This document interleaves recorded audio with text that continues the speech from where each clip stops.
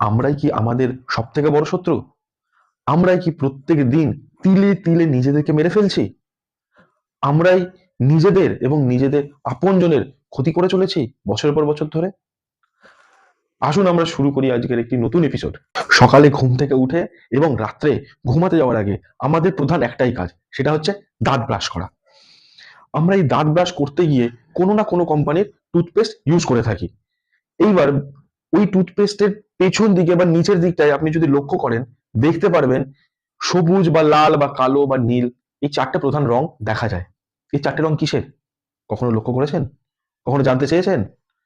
আমি এইটা নিয়ে বেশ কিছু রিসার্চ করলাম। রিসার্চ করে কয়েকটা র্যান্ডম ভিডিও দেখলাম। তো সেখানে বলা হচ্ছে, যদি পেছনে সবুজ রংটা থাকে, তার মানে আমার যে টুথপেস্টটা রয়েছে সেখানে যে হার্বস গুলো ইউজ করা হয়েছে প্রত্যেকটা ন্যাচারাল। যদি সেটা নীল রঙের হয়, সেক্ষেত্রে ন্যাচারাল এবং মেডিসিন মিক্সড আছে। যদি সেটা লাল হয়, সেক্ষেত্রে কেমিক্যাল এবং মেডিসিন মিক্সড আছে। এবং যদি সেটা কালো হয়, তাহলে পারে পুরোটাই ওটা কেমিক্যালে ভর্তি। আমি আমার বাড়িতে প্রধানত ৩ রকমের পেস্ট ইউজ হয়। তো ৩টে টিউবই আমি পেছন ঘুরিয়ে দেখলাম, একটায় কালো রং আছে, একটায় নীল রং আছে এবং একটায় সবুজ রং আছে। তো আমার চিন্তা হলো এখানে যে আমরা কি তাহলে আস্তে আস্তে নিজেদেরকে নিজেরা মেরে ফেলছি? তারপর অনেক রিসার্চ করলাম। রিসার্চ করে যেটা জানতে পারলাম, যে আসলে এই যে মার্কটা দেওয়া হয়, সেইটা দেওয়া হয় যে প্রত্যেকটা কোম্পানি ওই টোটাল টিউবটাকে বানানোর জন্য মেশিনারি ইউজ করে এবং টোটাল টিউবটাকে কাটা, তাকে সিল করা, এই যে কাজগুলো রয়েছে সেই কাজটাকে করার জন্য সেখানে একটা মার্কিং করা হয়। যে ওখানে তো সব তো মেপে মেপে হাতে কাটছে না, মেশিন ইউজ করছে।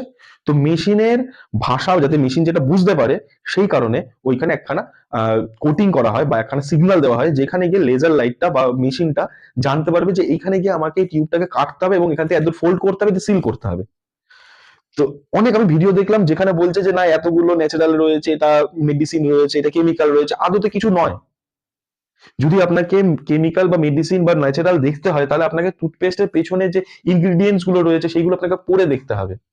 কখনো কোনো সিম্বল দিয়ে বা কোনো দাগ দিয়ে এটা কোম্পানি বোঝাবে না। এটা অ্যাকচুয়ালি একটাই পারপাসে দেওয়া হয়, যে টিউবটা যখন তৈরি হচ্ছে, যখন ম্যানুফ্যাকচারিং ইউনিটে রয়েছে, কতদূর গেলে পারে সেইটাকে কাটতে হবে, কাটার পর সেটাকে সিল করতে হবে, সেইটা অ্যাকুরেট করার জন্য, মেশিনকে বোঝানোর জন্য এই কালারিং বা মার্কিংটা করা হয়। তো আশা করি আপনাদের ভালো লেগেছে।